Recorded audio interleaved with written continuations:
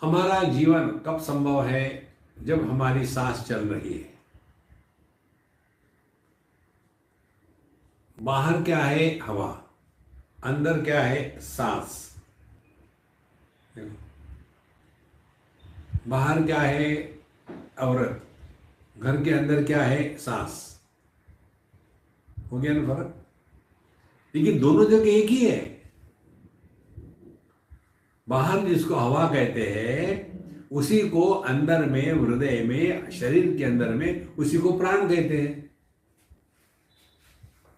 देखो, यदि प्राण और हवा इनका संबंध काट दो। कैसे काट दे?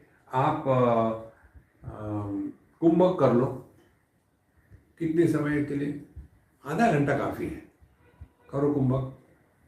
उससे क्या होगा? आपके सब प्रश्न समाप्त हो जाएंगे। देखो, तो हवा बाहर भी है, अंदर भी है। इसका अर्थ क्या हुआ?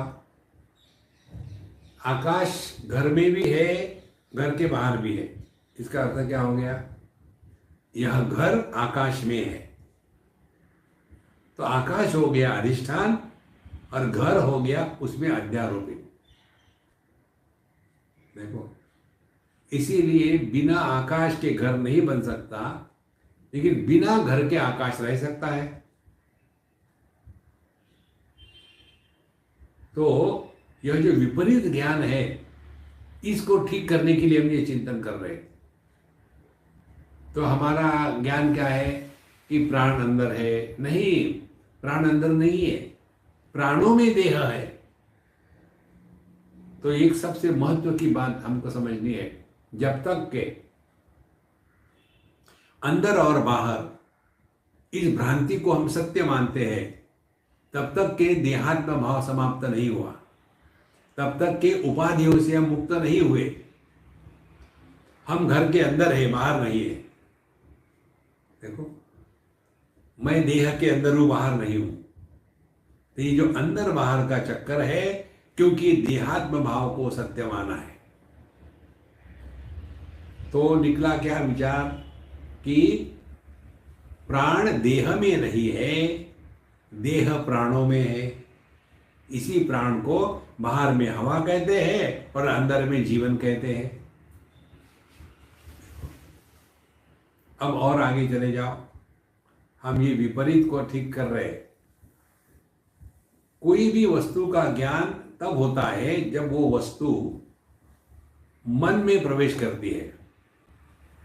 जो वस्तु मन में प्रवेश नहीं करती, उस वस्तु का ज्ञान नहीं होता। तो जिस वस्तु को देखती है वो वस्तु कहाँ है? बाहर है। बाहर घड़ी है, घड़ी को हमने देख लिया। अब ये घड़ी का ज्ञान हमको कहाँ हो रहा है? घड़ी के पास हो रहा है कि अपने अंदर हो रहा है? चिंतन करो। आप बैठे हो टीवी के सामने, तो अब ये चिंतन करो, आप मुझे कहाँ देख रहे हो? टीवी में देख रहे हो कि अपने अंदर देख रहे हो? चिंतन करने की बात है ये। तब पता चलेगा, जब तक के ये टीवी मन में नहीं है, तब तक के टीवी का दर्शन नहीं होगा। और जो ज्ञान हो रहा है, मुझे अपने अंदर हो रहा है, बाहर नहीं हो रहा है। तो ज्ञान भी मन में ही हो रहा है। तो मन ही बाहर भी है, अंदर भी है, एक ही मन है। अनात्म भाव की प्रधानता से बाहर का मन और आत्म भाव की प्रधानता से अंदर का मन। तो एक ही मन दृष्टा और दृश्य के रूप में प्रकट हो रहा है। और इसीलिए देह और प्राण दोनों मन में है। यदि मन को हम सुला दे गहरी नींद में, तो ना देह है, ना अंदर है, ना बाहर है, कुछ नहीं। लेकिन हमारा अभी का क्या ज्ञान है? विपरीत ज्ञान। मैं देह के अंदर हूं। नहीं, देह प्राणों में है, प्राण और देह मन में है। और ये जो तीन चीजें हैं, देह, प्राण और मन, ये तीनों के तीनों मुझ में है, मैं। इसलिए जागृत अवस्था में हमारा मैं ईगो 100% होता है, सपने में 50% होता है, सुषुप्ति में 0 होता है। क्यों? कि वहां मैं है नहीं। लेकिन सत्ता ज्यों के त्यों है। सुषुप्ति में मरते नहीं, हम ज्यों के त्यों रहते। देखो संतो, इसको ठीक से समझ देना है, करना कुछ नहीं। तो विपरीत यही ज्ञान है कि हम देह के अंदर है, नहीं देह मुझ में है, मैं देह में नहीं हूं।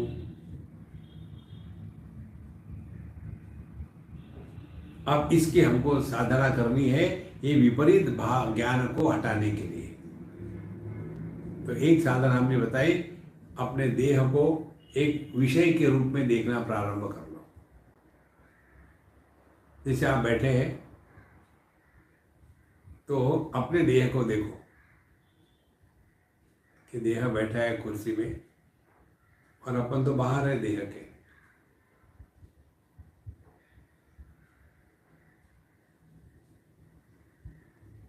अब देह हिल रहा है तो मैं तो जो का त्यों हूं।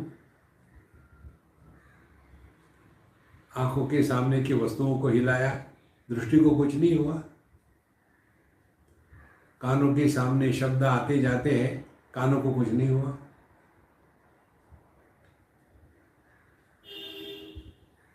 मन में वृत्तियां आती जाती है, मन जो का त्यों।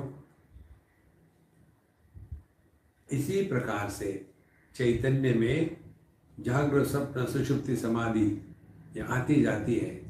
स्थूल देह आके चला गया, सूक्ष्म देह आके चला गया, कारण देह आके चला गया, हम जौगत हो। तो करना क्या है? विपरीत भावना, हम देह में नहीं, देह हम में है, इसका अभ्यास करना।